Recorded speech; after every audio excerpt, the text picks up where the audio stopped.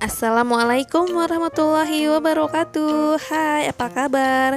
Semoga hari ini kabarnya baik, sehat, dan yang pastinya tetap semangat ya dalam belajar. Pembahasan video kali ini yaitu kompetensi dasar 3.16 menelaah hubungan unsur-unsur dalam buku fiksi dan non-fiksi. Ayo kita pelajari dulu pengertian buku fiksi dan buku non-fiksi. Buku fiksi merupakan buku yang menyajikan kejadian atau peristiwa tentang kehidupan berdasarkan hasil dari rekayasa imajinasi pengarang. Kejadian-kejadian tersebut bukanlah kejadian yang sebenarnya, namun hanya sebatas rekaan atau hayalan belaka. Contoh buku fiksi: dongeng, novel, fabel, cerpen, dan komik. Sedangkan buku non-fiksi merupakan kebalikan dari buku fiksi. Dalam buku non-fiksi menjelaskan kejadian yang sebenarnya terjadi dan hasilnya berupa pendapat atau opini atau penelitian seorang penulis. Contoh buku non-fiksi: biografi, mata pelajaran, esai, jurnal, dan laporan ilmiah. Baiklah, selanjutnya yang pertama, unsur-unsur buku fiksi dan non-fiksi yang dapat dikomentari. Unsur buku non-fiksi yang dapat dikomentari: 1. Bagian cover buku, 2. Rincian subbab buku, 3. Judul subbab, 4. Isi buku, 5. Cara menyajikan isi buku, 6. Bahasa yang digunakan, 7. Sistematika. Sedangkan unsur buku fiksi yaitu 1. Bagian cover buku, 2. Rincian subbab buku, 3. Judul subbab, 4. Tokoh dan penokohan, 5. Tema cerita, 6. Bahasa yang digunakan, 7. Penyajian alur cerita. Cover buku adalah halaman paling depan dari sebuah buku yang memuat judul, nama pengarang, penerbit, gambar ilustrasi, dan tahun penerbitan buku. Contoh komentar cover buku yaitu kelebihannya: sampul buku tersebut sangat menarik minat pembeli. Untuk kelemahannya, desain cover buku kurang menarik. Kemudian bab adalah bagian judul secara khusus dari tema umum, sedangkan subbab adalah bagian dari bab yang menjelaskan secara lebih spesifik dengan mengenai hal-hal yang terdapat dalam bab. Untuk subbab, ini sering diberikan penomoran baik dengan angka maupun dengan huruf. Contoh, bab 4 menyimak ilmu dalam laporan hasil observasi. Ini adalah bagian bab, kemudian judul subbab yang A, B, C, dan D ini adalah judul subbab.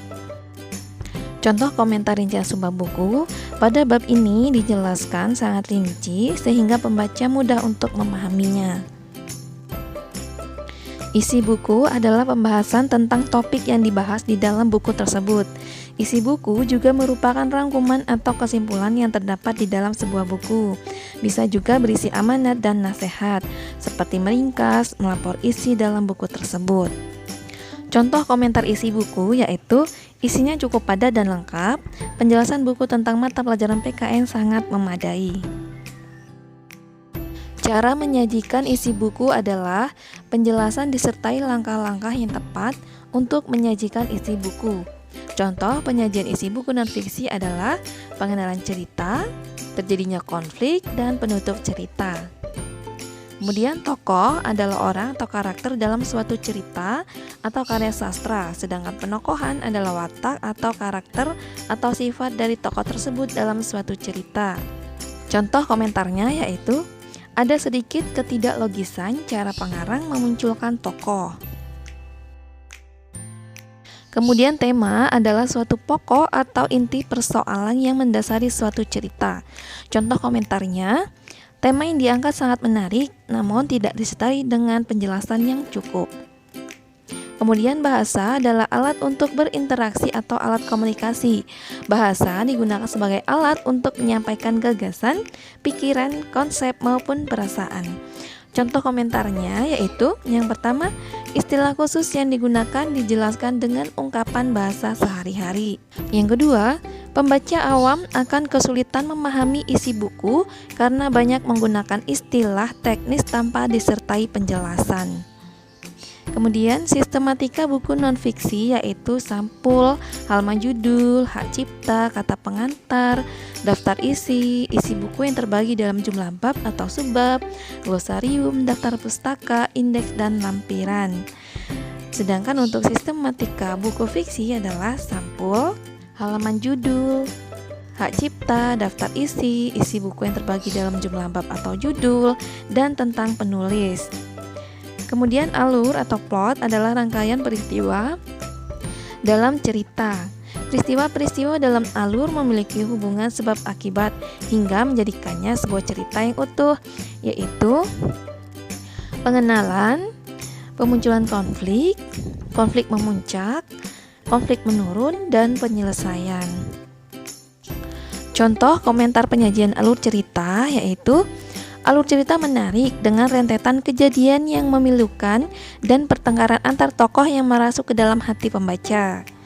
Kemudian, alur cerita mengalir dengan sangat lancar, membuat pembaca lebih mudah memahami isi keseluruhan cerita, bahkan dengan diksi yang tidak umum. Kemudian yang kedua, pertanyaan pemandu untuk mengomentari.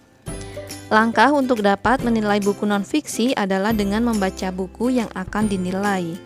Saat membaca, jawablah pertanyaan berikut. Apa judul dan tema buku? Apa bidang ilmu yang dibahas dalam buku? Apa garis besar isi buku?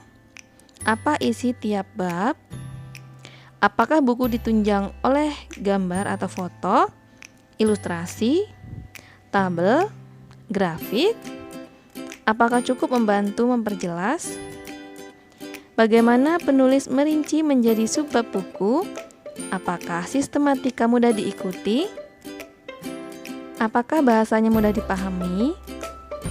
Bagaimana penulis membuka dan mengakhiri tulisannya? Kemudian untuk buku fiksi, langkah untuk dapat menilai buku fiksi adalah dengan membaca buku yang akan dinilai. Saat membaca, jawablah pertanyaan berikut. Bagaimana judul dan tema dikembangkan? Apakah ada keunikan? Bagaimana pengarang mengembangkan latar cerita? Bagaimana pengarang mengembangkan tokoh dan watak tokoh? Bagaimana pilihan kata yang digunakan pengarang? Apakah kalimat-kalimatnya memiliki keunikan dan kekuatan untuk membangun cerita? Tokoh mana yang paling kamu sukai dan mengapa? Kemudian, hubungan antar unsur dalam buku fiksi memiliki kaitan yang sangat erat dan tidak bisa dipisahkan. Dalam buku fiksi, unsur alur atau plot, amanat, sudut pandang, latar, dan tokoh harus mengacu pada tema sebagai pokok persoalan. Dari struktur buku fiksi dibangun berdasarkan alur cerita yang mengalir, mulai dari pengenalan, permasalahan, konflik, klimaks, antiklimaks, hingga penyelesaian. Dari sisi pengembangan ide dan bahasa, buku fiksi menggunakan imajinasi dalam menggarap ide dengan menggunakan ragam bahasa bermakna konotatif atau makna bukan sebenarnya. Demikianlah pembahasan kita hari ini, semoga bermanfaat, dan buat kalian yang belum subscribe, silahkan subscribe dan tekan loncengnya supaya kalian mendapatkan notifikasi terbaru dari video saya. Terima kasih. Wassalamualaikum warahmatullahi wabarakatuh.